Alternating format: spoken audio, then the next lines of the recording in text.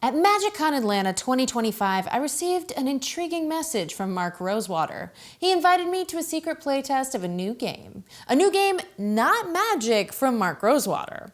Off the main convention floor, I met him at a clandestine location and was shown a prototype of a prototype. That was my first exposure to mood swings. Okay, well, not my first exposure to mood swings. That was being an emo teenager, and then I really rocked them out during my first pregnancy. But this was my first exposure to mood swings, the game. Mark and I were essentially playing with hand-drawn note cards with some stickers, with pictures of dice on them. Clearly well thought out, cleverly designed, but definitely a brainchild still waiting for formal production.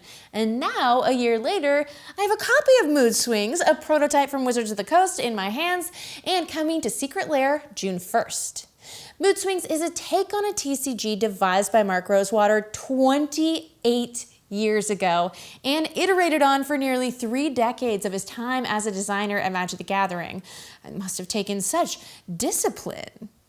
In a video released by Secret Lair, he describes Mood Swings as his love letter to TCGs and also as a game he designed for his mother to play, since Magic is a little too intricate for her taste. I was given one of Wizards' own rare advanced copies at MagicCon Vegas this year after shipping problems kept the cards from appearing at scheduled Mood Swings events, really stroking my vanity. And I felt a compulsion to give you a breakdown of what this game actually is. Mood Swings is sold as a box of 45 cards. The cards use the same color and rarity markers as Magic. You've got white, blue, black, red, green, and common, uncommon, rare, and mythic.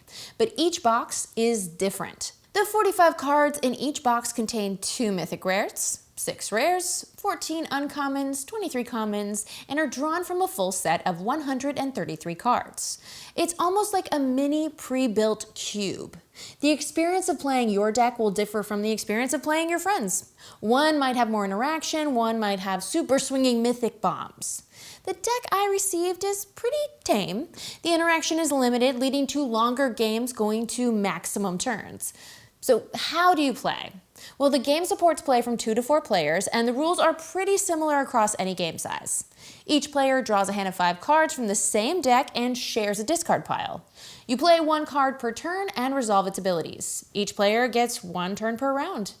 Then when the round is done, you add up the total value of moods in your tableau. Once a card is in play, it is a mood, no longer a card, and the player with the high score wins. Ties are won by whoever played first, because unlike Magic, going later is actually more advantageous.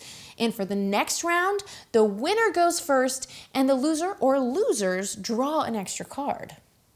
In 3 or 4 player games, the player with the lowest score gets hurt feelings, which allows them to play an additional mood on their next turn.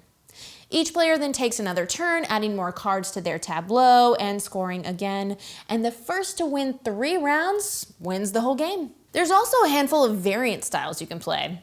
Duel, in which each player brings a constructed deck of a minimum 45 cards to draw from and maintains their own discard pile. Draft, in which players draft a minimum 12 card deck to play against each other.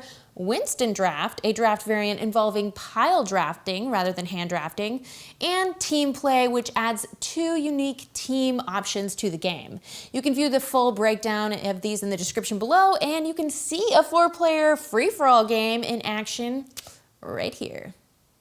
Overall, Mood Swings is a great introduction to TCG playstyles, just as Mark intended for his mother. It will absolutely be easier to pick up than Magic for younger or less intense gamers, and could very well be a good gateway game to get someone into Magic or a newer Magic player into drafting. However, having played this particular deck, which feels low power by the random pull of the cards, and having played the playtest with Mark last year, which was much more interactive, I do hope that there are future releases with more traditional booster packs, or generally a way to more easily get access to a full set of the cards. Curating a deck for either shared or dual play feels like a great way to engage with this game and guaranteed a more exciting and interactive play. Overall though, Mood Swings feels like a wonderful way to introduce TCG logic to a board gamer's mind, or introduce family and friends to your card game Obsession, that might feel intimidating to them. The flavor of the abilities paired to the moods they represent is spot on and creates a really fun little mini game of embodying the emotions as you play the cards.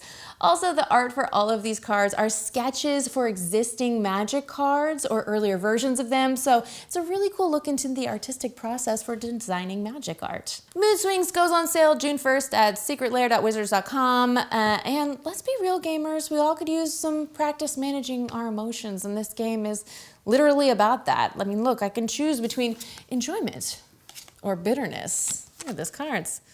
Oh dang, bitterness is pretty sweet though. Is there a salty card in here?